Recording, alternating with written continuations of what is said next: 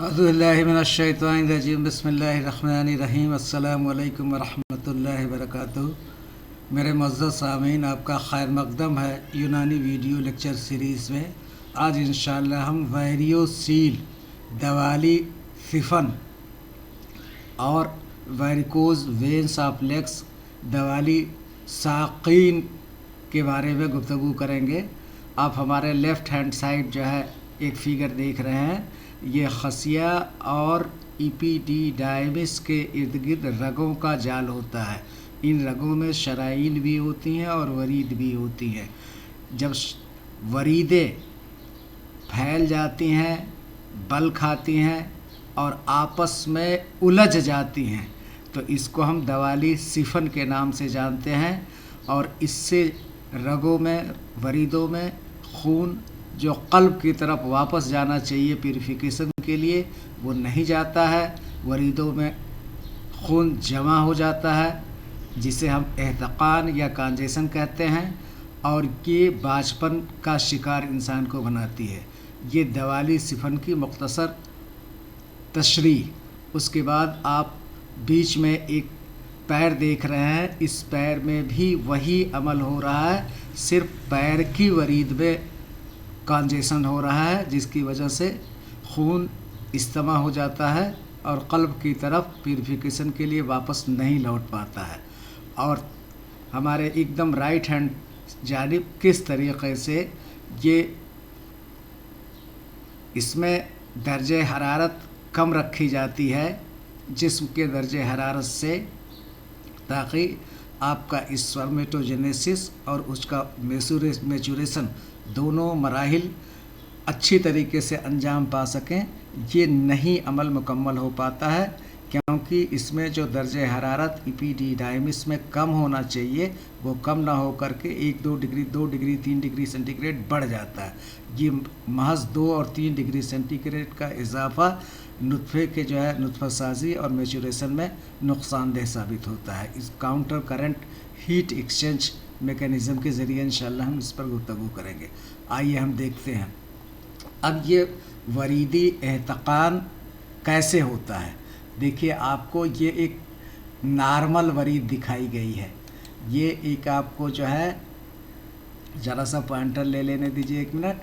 ये एक नॉर्मल वरीद दिखाई गई है जहाँ से जिस्म के मुख्तलिफ़ अज़्ज़ा से खून जो ऑक्सीजन से पुर नहीं है वापस लौटाया जा रहा है क़ल्ब का। आप जानते हैं कि अगर आप क़ल्ब का हार्ट का एनाटॉमी देखें तो आपका ये राइट हार्ट, ये लेफ़्ट हार्ट, ये राइट आर्टिकल और ये लेफ़्ट आर्टिकल, फिर उसके बाद लेफ़्ट वेंट्रिकल, राइट वेंट्रिकल, 4 हिस्सों में बता हुआ है। आपको खून को दौरानिया कैसे है इसको आप देखिए। सबसे पहले लेफ़्ट हैंड साइड से आपके ऑक्सीजनेटेड ब्लड पल्मोनरी वेन के ज़रिए आपको लेफ़्ट एट्रियम में आता है, लेफ़्ट एट्रियम से लेफ़्ट वेंट्रिकल में जाता है और पल्मोनरी से फिर जिस्म के पल्मोनरी एओर्टा से जिस्म के मुख्तलिफ़ हिस्सों में साफ़ शफ़ाफ ऑक्सीजन रिच ब्लड भेज दिया जाता है। अब खलियात इस साफ़ शफ़ाफ ऑक्सीजन रिच ब्लड का इस्तेमाल करती हैं और इस्तेमाल करने के बाद वो ऑक्सीजन पुअर ब्लड जो हो जाता है वो खलियात वापस करती हैं क़ल्ब में, फिर सफाई के लिए, ऑक्सीजन इनरिचमेंट के लिए। तो ये वरीदों के ज़रिए, ये वेंस के ज़रिए लौट करके आपको राइट एट्रियम में जाता है जहाँ ट्राइकस्पिड वाल्व के ज़रिए से राइट वेंट्रिकल में, और फिर उसके बाद पल्मोनरी आर्टरी के ज़रिए आपको हार्ट फेफड़े में भेज दिया जाता है। तो ये जो लौटने वाला खून है, ये लौटने वाला खून ये जो है आप किसके, ये खून लौटाने का अमल क्या करती है, वेंस करती हैं। और वेंस में जगह जगह वाल्व्स होते हैं और यूनी डायरेक्शनल फ़्लो होता है। जब यहाँ से नीचे से खून ऊपर की तरफ क़ल्ब की तरफ जा रहा है, ये नॉर्मल हैयत है। लेकिन जब ये वरीदें फैल जाएंगी और बल खा जाएंगी, बल का मतलब जैसे बाल टेढ़ा मेढ़ा हो जाता है, उस तरीके से आप देखिए यहाँ स्वेलिंग भी है फैली डायलेशन है और बल खाती हैं, जैसे धागे आपस में उलझ जाते हैं तो फिर क्या होता है, यह खून आगे नहीं बढ़ पाता है, ये वापस कल्ब की तरफ वापस नहीं जाता है।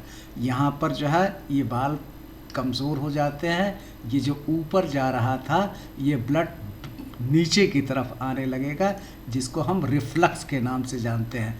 जैसे आपने GERD GERD गैस्ट्रो, आपको इसोफेगियल रिफ्लेक्शन डिसीज़, जो खाना आपके ग़िज़ाई नाली से लिया और आपको स्टमक में पहुंच गया और स्टमक से फिर इसोफेगस में वापस जो है चला जाए, तो इस अमल को हम GERD कहते हैं।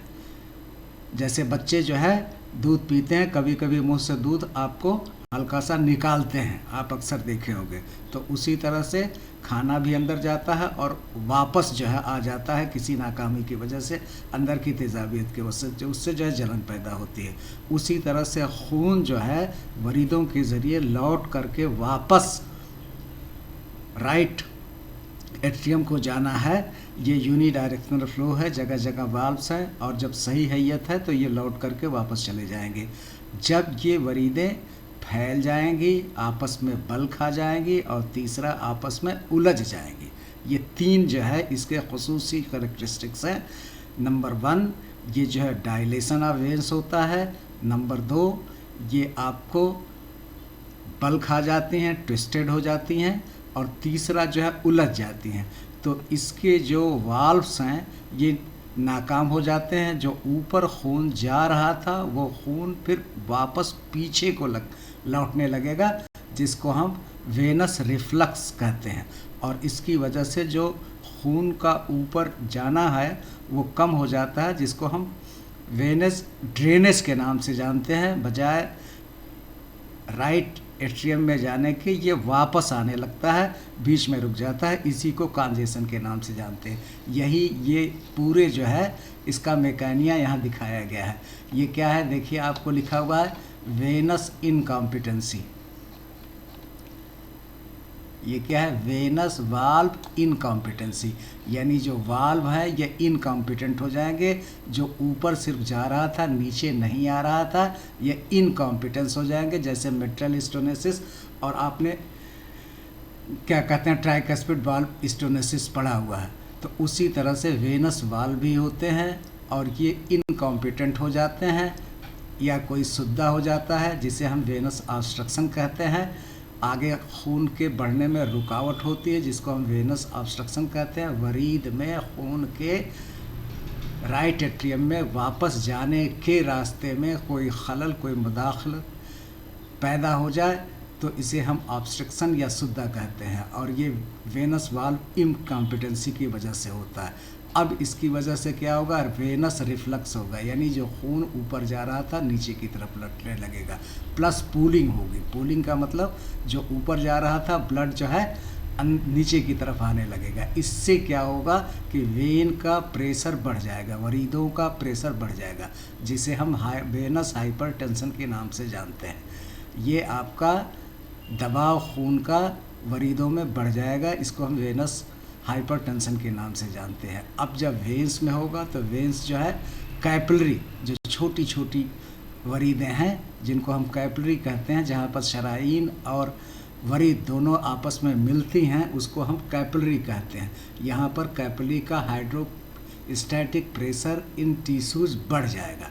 जब बढ़ जाएगा तो क्या होगा, fluid leaks out into interstitial space. शरायीन ये वरीदों को खून छोड़ करके इंटरस्टिशियल स्पेस में आ जाएगा। आपको यह खलियात मान लीजिए, एक खलियात है, फिर उसके बाद ये दूसरी खलियात है और फिर उसके बाद ये तीसरी खलियात है। तो इन खलियात के बीच में जो खला है इसको हम कहते हैं इंटरस्टिशियल स्पेस, इसको कहते हैं। इसी में खून और जो है फ्लूइड माइयात जो है जमा होने लगेंगे। जब जमा होने लगेंगे तो इंसजा की स्वेलिंग हो जाएगी, फूल जाएगी, जिसे हम एडीमा कहते हैं। एडीमा क्या है, migration of fluid from when और आर्टरी इनटू इंटरस्टिशियल स्पेस, जो माबैन खला है खलियात के बीच में जो खला है वहाँ पर जो है मायात जो है जब चले जाते हैं तो वहाँ सूजन होती है, इसको हम एडिमा कहते हैं। अब ये क्या होगा, स्लगिश फ्लो जो उसका बहाव है वो रुक जाएगा और ऑक्सीजन डिलीवरी जो है कम हो जाएगी, हाइपॉक्सिया जिसे क़िल्लत दम के नाम से जानते हैं। अब इसका नेट रिज़ल्ट क्या होगा, आप दाहिने जानिब देखिए, आरबीसी लीकेज होगी, जो खून की आरबीसी है वो लीक करके जो है इंटरस्टिशियल स्पेस में चली जाएगी, आरबीसी ब्रेक डाउन होगा। इसको हम हीमोसेड्रीन के नाम से जानते हैं। अब जब हीमोग्लोबिन की वजह से सुर्खी बनी रहती है तो ब्राउन स्किन पिगमेंटेशन, यहाँ पर आप देखिए, ये जहाँ पर आपको पैर में इस तरीके का आपका क्रोनिक वेनस कंजेशन होगा जिसे हम वेरिकोज वेन ऑफ लेग्स के नाम से जानते हैं। ये देखिए आपकी जो है ये क्या है, जो हमने कहा कि डायलेट हो गई नंबर 1, दूसरा आपको बल्क आ गई, टेढ़ी मेढ़ी जिगजैग हो गई, और तीसरा आपस में उलझ गई।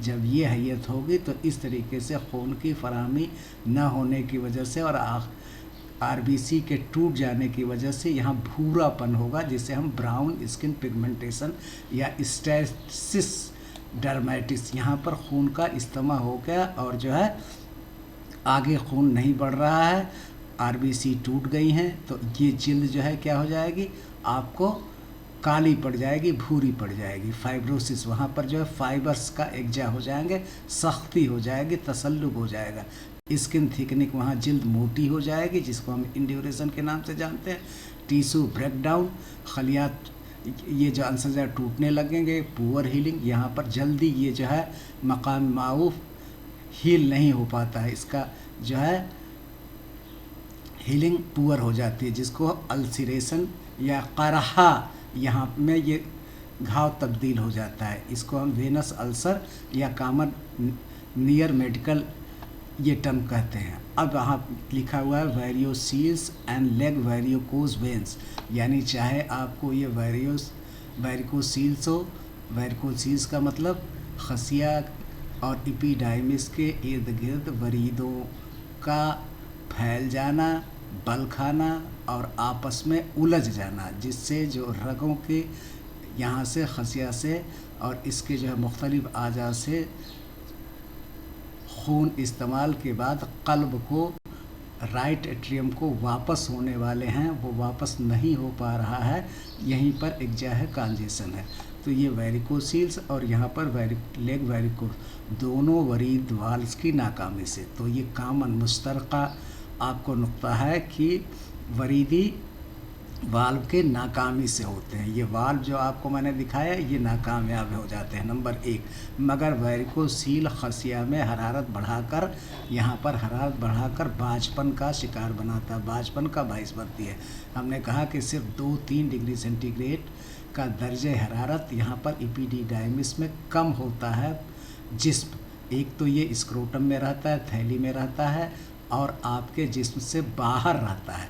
तो जब ये बैरूनी फ़िज़ा में होगा, जाहिर सी बात है, चाय का प्याला आप बैरूनी फ़िज़ा में रख दीजिए, गर्म चाय का प्याला, तो धीरे धीरे बैरूनी फ़िज़ा से मुतासिर होकर के वो ठंडा हो जाता है।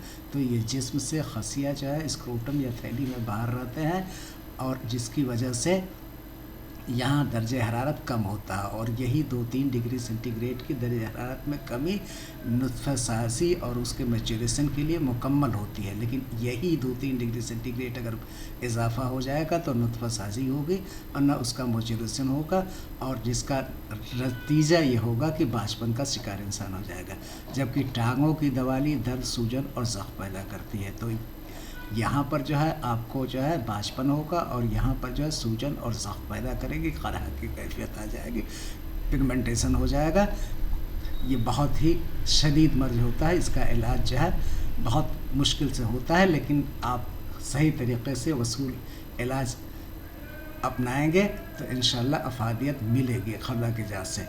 अब यहाँ पर लिखा गया है कि वेरिकोसील्स और वेरिकोस वेंस दोनों में असूल इलाज एकसा है, और वो वसूल इलाज क्या है आगे हम मुकम्मल इस पर गुफ्तगू करेंगे। पहला तलतीफ़ खून, जो खून गाढ़ा हो गया है उसको पतला करने का, लतीफ़ बनाने का, जिसे हम ब्लड थिनिंग के नाम से जानते हैं, यानी ऐसी अद्वियात का इस्तेमाल किया जाएगा जिससे खून का गाढ़ापन ख़त्म हो, तलतीफ़ खून हो।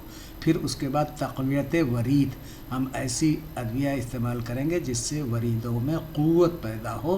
खुदादाद जो क़ुव्वत है दी गई थी उसमें सलाहियत में कमी आ गई, क़ुव्वत में उसमें इजाफ़ा करने की कोशिश करेंगे। फिर उसके बाद तहलील एहतक़ान, यानी जो खून जमा हो गया है, इस्तेमा हो गया है, वेनस कंजेशन हो गया है, उसको हम तहलील करने की, हल करने की कोशिश अरदियात का इस्तेमाल कराएंगे। और मुनासिब तदाबीर व फ़र्क सिर्फ मकाम के मुताबिक तत्बीक का है कि ये अमल यहाँ पर आपको करना पड़ेगा और ये दूसरा अमल जो है आपको यहाँ पर करने का पड़ेगा, लेकिन बुनियादी असूल इलाज दोनों के एकसां हैं। आइए आगे हम देखते हैं। ये वही चीज़ आपको दिखाई गई है। यहाँ पर ये जो है आपको क्या है, ये वैरिकोसील्स आपको दिखाया गया है। इस पूरे जो आपको फैलती हैं, बल खाती हैं, आपस में उलझ जाती हैं, इसको हम पैम्पिनीफॉर्म वेनस प्लेक्सस के नाम से जानते हैं। ये देखिए आपको लिखा हुआ है पैम्पिनीफॉर्म वेनस प्लेक्सस। ये आप लफ्ज़ पर तवज्जो दीजिए, पैम्पिनीफॉर्म प्लेक्सस की वरीदों के फैलने, बल खाने और आपस में उलझने से दवाली को दवाली कहते हैं। ये तारीफ़ अपने आप में मुकम्मल है। इतना भी अगर बच्चे याद कर लें तो आसानी हो जाएगी। वर्मी फॉर्म पैम्पिनीफॉर्म वेनस प्लेक्सस की वरीदों में, पैम्पिनीफॉर्म वेक्सस वेनस प्लेक्सस, पैम्पिनीफॉर्म वेनस प्लेक्सस की वरीदों में के आपस में के फैलने, बल खाने और उलझ जाने को हम वैरिकोसील्स कहते हैं। यही अमल यहाँ पर पैर में हो रहा है, जिसे हम वैरिकोज वेन्स ऑफ लेग्स के नाम से जानते हैं। पैरों की वरीदें फैल जाती हैं, वही होगा, वरीद ही इसमें होगा। शराइन का यहाँ कोई ताल्लुक़ नहीं है, वरीद ही फैलेगी, वही बल खाएगी और वही जो है आपस में उलझ जाएगी। यहाँ पर वेनस कंजेशन होगा, एहतकान होगा, जिससे जो है ये ऑक्सीजन, पुअर ब्लड जो ऑक्सीजन लेने के लिए फेफड़े की तरफ जाना था, किस रास्ते से ऊपर जाएगा, फिर राइट एट्रियम में आएगा, राइट वेंट्रिकल में आएगा और फिर पल्मोनरी के ज़रिए आपको फेफड़े में भेज दिया जाएगा। तो ये अमल रुक जाता है, इसलिए वैरिकोज वून इससे ज़ख्म और करहा होता है। ये यहाँ पर आपको बार्स दिखाए गए हैं। ये आप देखिए नॉर्मल वेंस दिखाई गई है, जहाँ पर नीचे से ऊपर की तरफ जो है आपको खून, जो ऑक्सीजन पुअर ब्लड है, वो ऑक्सीजन में इजाफ़ा करने के लिए, यानी जो है फेफड़े में जो अमल ऑक्सीजन और कार्बन डाइऑक्साइड का तबादला या एक्सचेंज होता है, उस अमल के लिए ऊपर को राइट एट्रियम में जाना था, फिर उसके बाद राइट वेंट्रिकल में, पल्मोनरी के ज़रिए फेफड़े में जाना था। ये सारा अमल क्या हो जाएगा, ये यहाँ पर नाकामयाब हो जाएगा। यानी अब जो यूनिडायरेक्शनल ऊपर की तरफ खून जा रहा था, ये लौट करके वापस आने लगेगा, जिसको हम वेनस रिफ्लक्स के नाम से जानते हैं। ये वरीदी वाल्व के नाकामयाबी की वजह से होता है, ये रिफ्लक्स पैदा हो जाता है।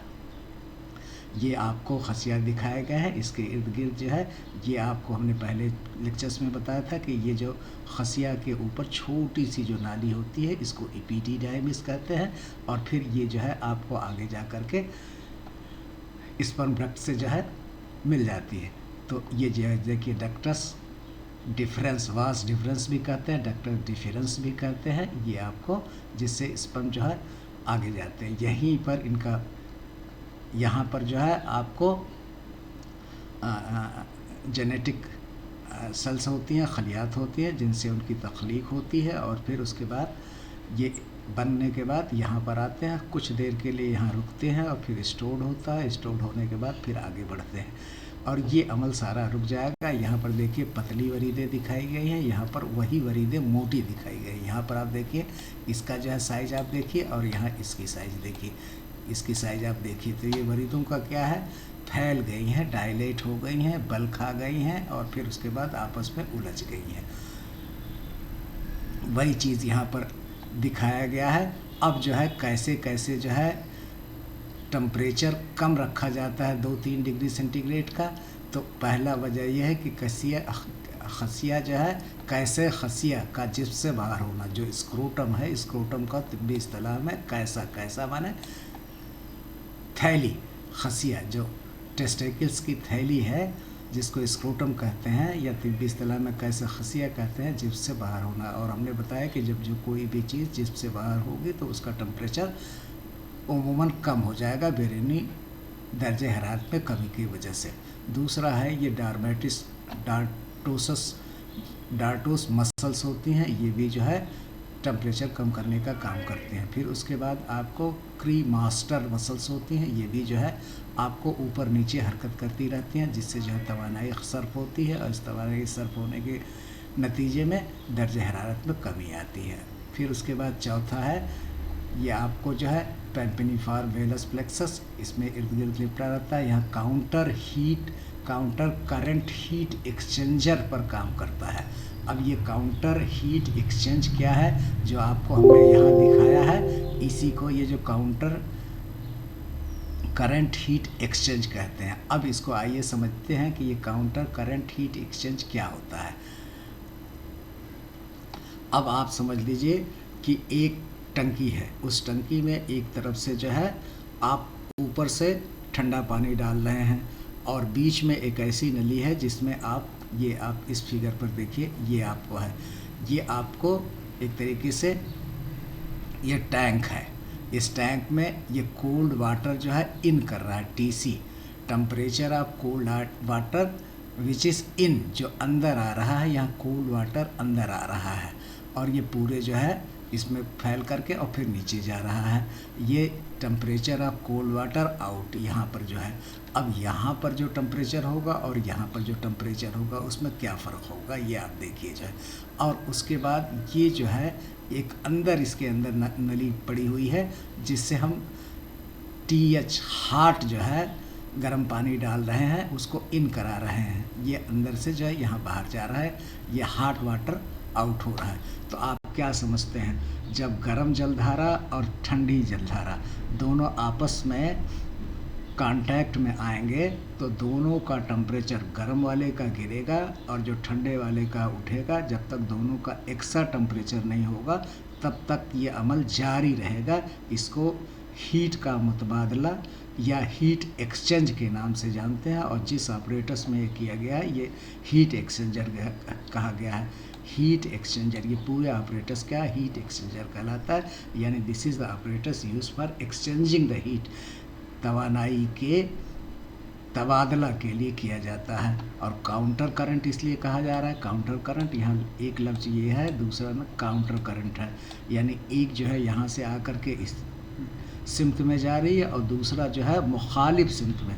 ये जो है इसके जो है जो करंट है वाटर करंट की सिमत है, ये इस डायरेक्शन में आपको राइट हैंड साइड में है और यहाँ पर जो है लेफ़्ट हैंड साइड में है, जो है यहाँ जा रहा है। तो अब क्या होगा, ये जो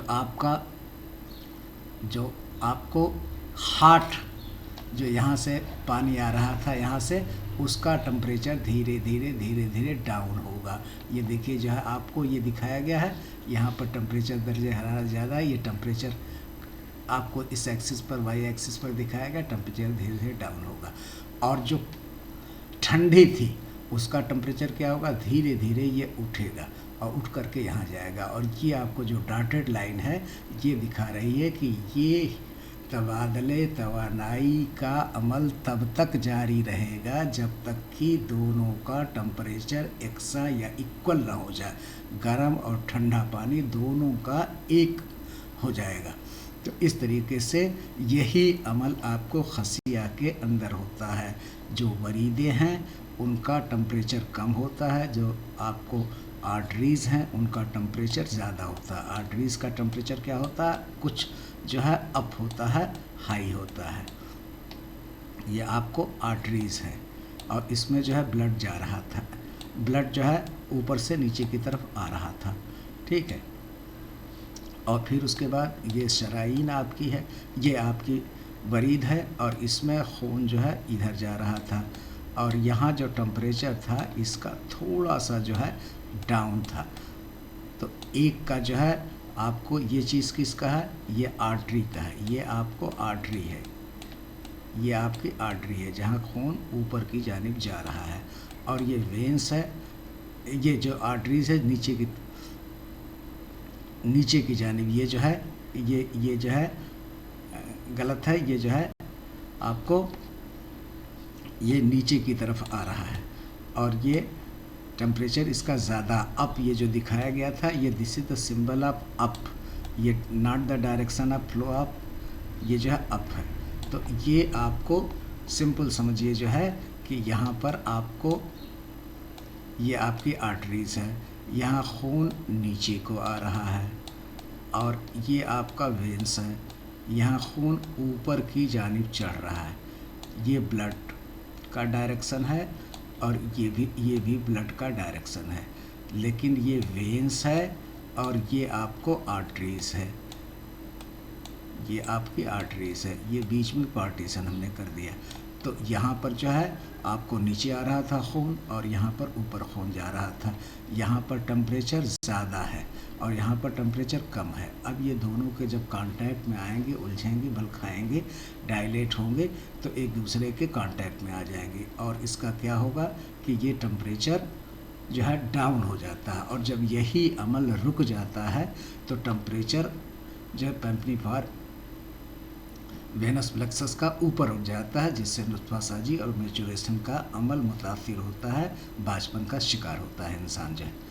अब यही देखिए हिंदी में लिखा गया है सिद्धांत, जब गर्म जलधारा और शीत जलधारा आपस में संपर्क में आती हैं तो तापांतर के कारण उष्मा का प्रवाह होता है और परिणामस्वरूप तापमान में गिरावट होती है। ये कोई बहुत बड़ी चीज़ नहीं है, ये सिर्फ जो है जो ज़िंदगी में आप देख रहे हैं गर्म पानी और ठंडा पानी दोनों को मिला दीजिए तो तब तक जो है गर्म पानी का जो है टेम्परेचर गिरेगा और ठंडे पानी का उठेगा, दोनों का तब तक ये होगा, अमल जारी रहेगा जब तक कि दोनों का टेम्परेचर एक सा नहीं हो जाता। अब वही चीज़ यहाँ पर सरल दिखाई गई है कि उष्मा हमेशा अधिक तापमान से कम तापमान की ओर प्रवाहित होती है। संपर्कव्याप्त गर्म धारा उष्मा खो देती है, उसका तापमान घटता है। शीत धारा उष्मा ग्रहण करती है, उसका तापमान बढ़ जाता है।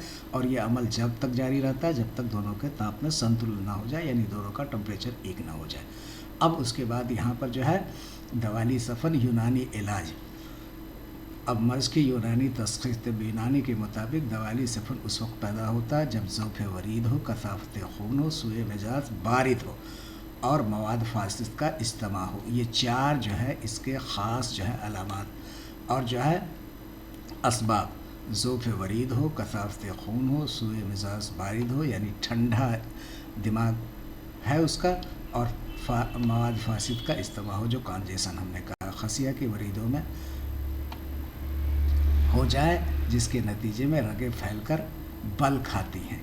अब ये वसूल इलाज क्या है, जो हमने वही कहा कि तलतीफ़ खून, ब्लड थीनिंग पहला अमल है। दूसरा तक़वियत वरीद, उसके जो है तक़वियत पहुँचाने का वरीदों को, जिससे वाल्व उसके सही तरीक़े से काम करने लगे।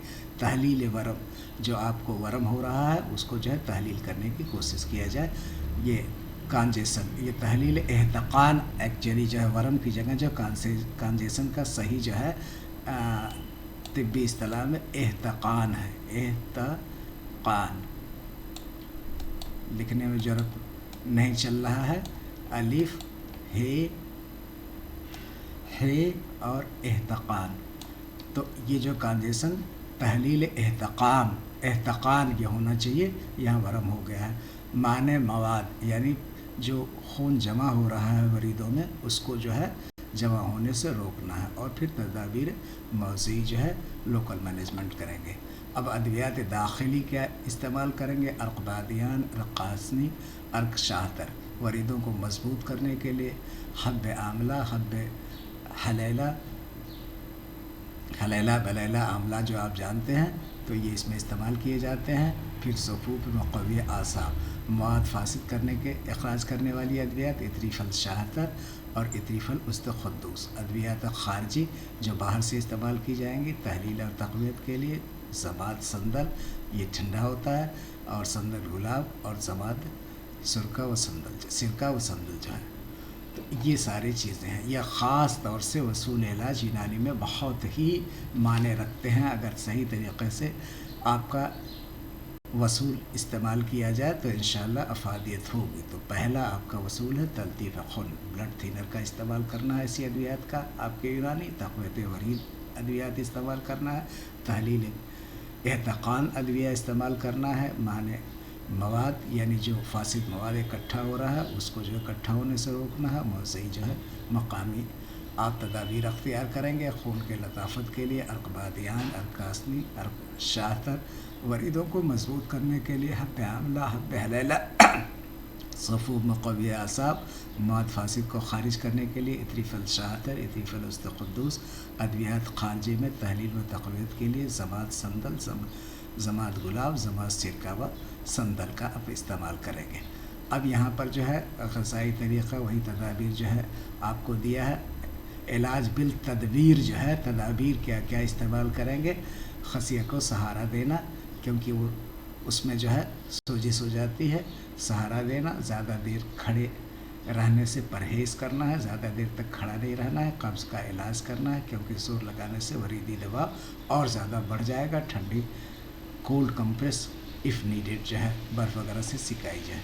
ग़ज़ाई हिदायत क्या है कि मुफीद ग़िज़ाएँ, हल्की ज़ोद हज़म ग़िज़ा का इस्तेमाल करना है। सब्ज़ियाँ, दलिया, जौ का पानी जिसको हम माउस शहीद कहते हैं, एक हिस्सा जौ, 14 हिस्सा पानी लेकर उसको जूस देते हैं, छान कर इस्तेमाल कराते हैं, जिसको तिब्बी इस्तिलाह में माउस शहीद कहा जाता है। अनार है, सेब है। मुज़िर ग़िज़ाएँ, बुर्क़, तली हुई अशिया से परहेज़ करना है। गर्म मसाला से परहेज़ करना, तम्बाकू और शराबनोशी से परहेज़ करना है। एहतियाती, ज़्यादा वज़न उठाने से बचना है, ज़्यादा देर खड़ा होने से बचना है।